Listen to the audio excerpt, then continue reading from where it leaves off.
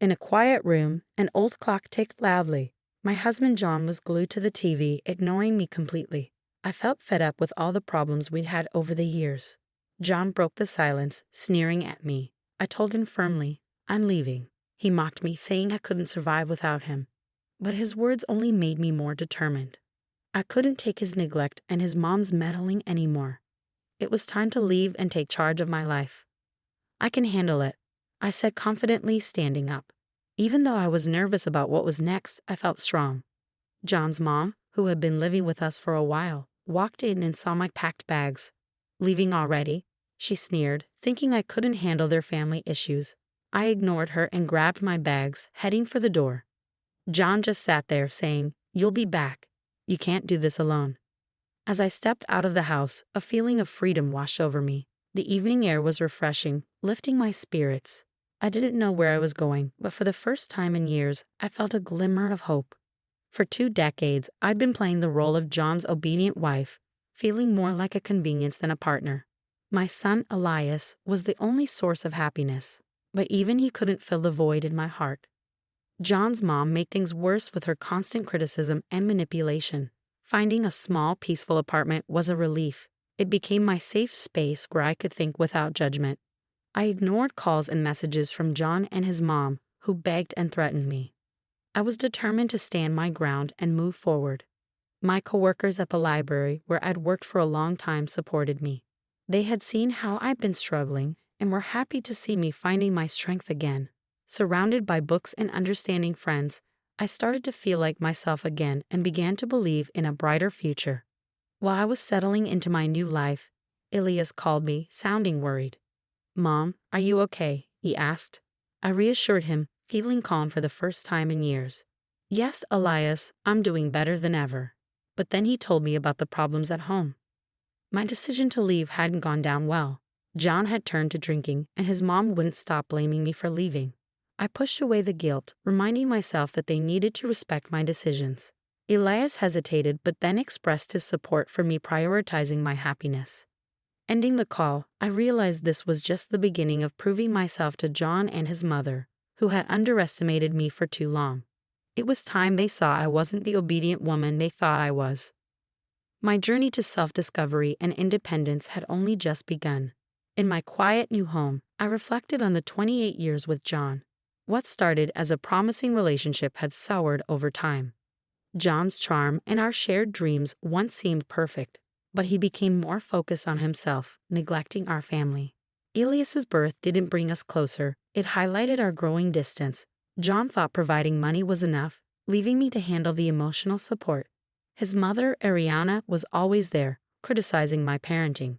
She'd say I was spoiling Elias, insisting John never needed that kind of care. Despite her comments, I focused on raising Elias well. He grew into a thoughtful and independent man, a bright spot in our tense home. Things reached a breaking point when Ariana moved in without asking, claiming she was lonely. Her presence was suffocating. She criticized everything from my cooking to my clothes, hinting that John could have chosen a better partner. This new phase of my life was all about breaking free from years of control and finding myself again, a journey I was just beginning. Ariana's constant criticisms were hard to ignore, but what really shook me was discovering John's deception. I stumbled upon bank statements one day that revealed large amounts of money being spent from our joint account. It turned out this money was being wasted on Ariana's gambling addiction and John's secret indulgences. Whenever I tried to confront them about it, it led to heated arguments, with John always taking his mother's side. "She's my mom, Stella. She needs this," he'd insist, dismissing my concerns. The final straw came when I overheard them plotting to take full control of our finances, pushing me aside and leaving me powerless in my own home. That's when I realized I couldn't keep living under their control. The day I decided to leave, I promised myself I'd make them understand the pain they caused. My plan was simple but powerful, to challenge their egos and their control. I started by legally separating our finances, which shocked John. "What are you doing?" he demanded on the phone. "I'm protecting myself, something I should have done a long time ago," I replied calmly but firmly. Ariana's reaction was even more dramatic. "You ungrateful brat. After everything we've done for you," she screamed when she found out. But I didn't let it faze me. The time of me being submissive was over. Now I was setting my own rules, beginning their reckoning. After I took control of my finances, things got chaotic. John and Ariana showed their true colors through their anger. Their attempts to intimidate me with angry phone calls didn't work. "You think you're smart, Stella," John sneered over the phone. "You're nothing without me. You'll come crawling back." "Not a chance, John. I won't let you manipulate me anymore," I shot back, standing my ground. Ariana's threats were even harsher. "You'll regret this, Stella. You've ruined our family." "There was no family to ruin, Ariana. It was all fake," I countered. Despite their threats, I felt free. The fear that used to control me was gone, replaced by a determination for justice. It was time for them to face the consequences. I started by reaching out to old friends and telling them about the lies and manipulation John and Ariana had put me through. My honest revelation spread quickly, tarnishing their once spotless reputations. John, who always cared about his social standing, was embarrassed. "How could you do this to me?" he asked me, shocked. "You did it to yourself," I replied calmly. "I'm just telling the truth." Ariana faced the community's disapproval too. "You've made us outcasts," she accused, seeing it as a fight. But I wasn't afraid of her anymore. "No, Ariana, this isn't a fight. It's about being responsible for your actions," I told her. Seeing their social circles fall apart showed how powerful the truth can be. John's supporters distanced themselves, wary of his damaged reputation, while Ariana lost influence as her gambling problem and manipulative tactics were exposed. But I didn't stop at just exposing them socially. I knew their weak spot was their finances. With the help of a good lawyer, I fought for my fair share of our joint assets. Ariana's debts from gambling and John's mishandling of money were brought to light. The legal battles were tough, but I stayed strong. Their lies were no match for the truth, and I won a significant victory in court. When the judge ruled in my favor, I could see the defeat in John and Ariana's faces. This win meant more than just money. It showed that I was morally right. "You've destroyed everything, Stella," John said, sounding defeated. "No, John, you destroyed our family long ago. I'm just picking up the pieces," I replied, leaving the courtroom feeling free for the first time in years. I was filled with hope for a future without the weight of my past. After the court ruling, I started rebuilding my life with the assets that were rightfully mine. Stepping away from John and Ariana's influence, they couldn't believe the extent of their downfall. This was the start of a new chapter for me, one of independence and self-discovery, ready to embrace whatever came my way. The crumbling of John and Ariana's facades was just the beginning of my journey to rediscover myself and pursue real happiness and freedom. One evening, John called in a fit of desperation. "You can't just change our lives like this, Stella," he pleaded over the phone. "I'm just taking back what's rightfully mine," I replied firmly. "Maybe you should have thought about the consequences before betraying my trust." Ariana, however, took a sneakier approach. She tried to turn family members against me, painting herself as the victim.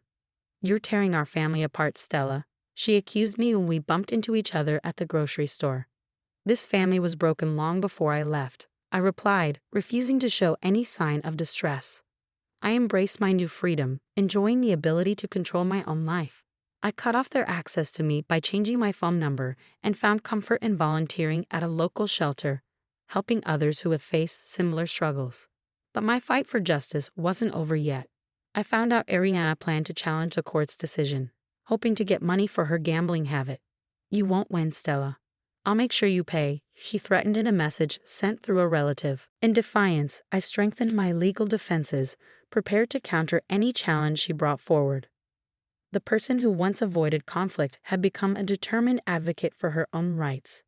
Meanwhile, John was crumbling under the pressure. His once spotless reputation was now tarnished, affecting his career. "You've destroyed everything, Stella," he admitted during a moment of reflection. "You brought this on yourself, John." "I just exposed the truth," I replied. As time passed, I watched as their seemingly stable lives fell apart. Ariana's attempt to overturn the court's decision failed, leaving her in financial and social ruin.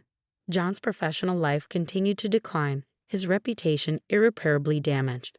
However, I didn't feel any joy in watching their downfall. Though it was an important part of reclaiming myself, it didn't bring me satisfaction. My journey was about healing and finding myself, far beyond their punishment. Regaining my independence and self-respect was a big step, but the wounds from neglect and emotional abuse were still healing. As I rebuilt my life, my main goal was to find inner peace and happiness. My journey was transformative, leading me out of the darkness of my past. I became stronger and more resilient. My story wasn't about revenge, but about freedom, a celebration of the human spirit's ability to overcome challenges. Months had gone by since the court ruled in my favor, but the effects lingered. John and Ariana had drifted from their social circles, shadows of their former selves. Then Elias visited unexpectedly with troubling news. Dad lost his job and his drinking has gotten worse. Grandma lost everything to gambling. They're selling the house, he said, the weight of his words palpable. My heart ached for Elias. Despite the distance, family ties tugged at my emotions. Did we do the right thing? Elias wondered quietly. I reassured him, though with a heavy heart, that we stood up for what was right. They made their choices. I didn't find satisfaction in John and Ariana's downfall. Instead, it reminded me of the importance of living with integrity and respecting others. In the following weeks, rumors spread about the sale of their house, signaling the end of their decline. John struggled to find work because of his damaged reputation, and Ariana was isolated as her addiction became known. One evening, I ran into John during a walk. He looked like a different person, defeated. "There's nothing to say," he finally said, defeated. This brief encounter was powerful. It showed how much our lives had changed because of the choices we made. It was here that I found true happiness, peace, and a sense